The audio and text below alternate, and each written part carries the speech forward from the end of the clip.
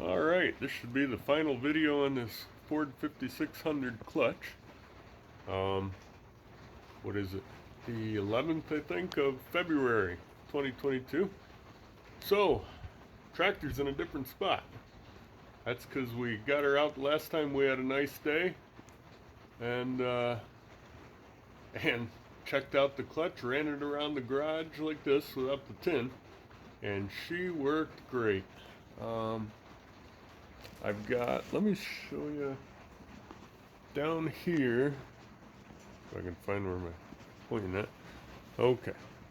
You can see how much adjustment we've kind of got left. If you can see that there's a gap in there, and that clevis. There's not a lot. There might be a 1/4 inch or so. I was really hoping for a lot more. But right now that is set. So that just touches with, like the book said, was about an inch. I think they want an 1.25 to an 1 3/4. I've probably got an inch there. I could probably actually let a little bit of that out. But it's working. It's working perfect. It's working beautiful. The way you'd want a clutch to work. Hopefully it'll work for years. So what did I find? Found that the clutch plate, clutch disc was fine. Very little wear. Really wasn't that bad, but I still bought a new one. The clutch plate looked good. It all the springs look good. I did readjust the fingers according to the book. The manual gives you all that. I'll put a picture of the manual at the end here. What I did find is the clutch plate was stuck to the flywheel. And I'll say stuck to the flywheel. There was a real heavy goo around it, even though where the clutch plate was on the flywheel, it was still shiny, but shiny with a little mix of goo, and right around it was a thick layer. I think I showed you that in a previous video. I believe what the issue was, and I knew this the last 2 years I had it. When I would run this in the summer, when this got running for any amount of time under power, you would see diesel fuel just running right down the outside of the tank. You can even see where the paint here is kind of blistered from it. And I let that go for 2 years, but this problem was always there since I bought the tractor. It's one of the reasons I got it at a good price. And I never took this shroud off to take a look and see where some of that diesel fuel was coming from. What I think happened to the previous owner and then to me is this was leaking diesel fuel while it was coming down, and even though there's a seal where this comes together, the front and the back half, on the other side, of course, is the starter, and on the back side of the starter, that's wide open. If you've ever taken one off, you know what I mean. And the diesel is running down right on top of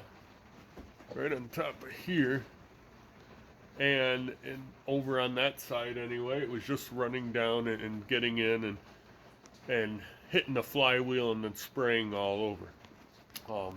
I know that can also happen if you've got a bad seal on the shaft to your motor, or bad seal on the shaft going to the PTO. But I cleaned all that out, took a look at everything. I didn't see any signs of a leak out of either of those seals. So I really believe it's been the diesel running down this tank.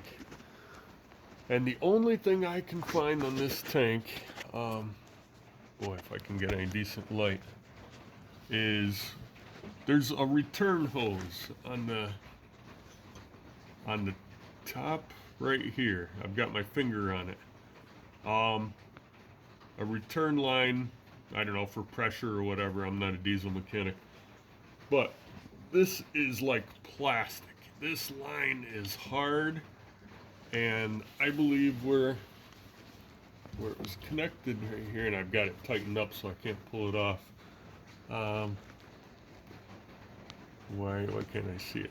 Oh, there I am.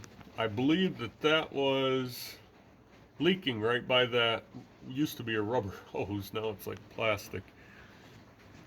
Didn't get a good seal, and it was just coming right down from here, right down the tank, and basically over into where the starter was. I really believe that's my problem. Time will tell because I'm going to replace that line. But anyway, I hope this helps somebody else out. Yeah, we've got a very unusual, for the middle of February, thaw right now. It was almost 50 degrees today. We've had a good 8 or 10 inch pack for snowmobiling. Been out with the kids, but it won't last long in this kind of weather. Anyway, so my problem with the Ford, can't put it in and out of gear. The clutch would go right to the floor. I'd have to shut it off to put it in gear, and then it would go in fine. The clutch just not working in that respect. No grinding.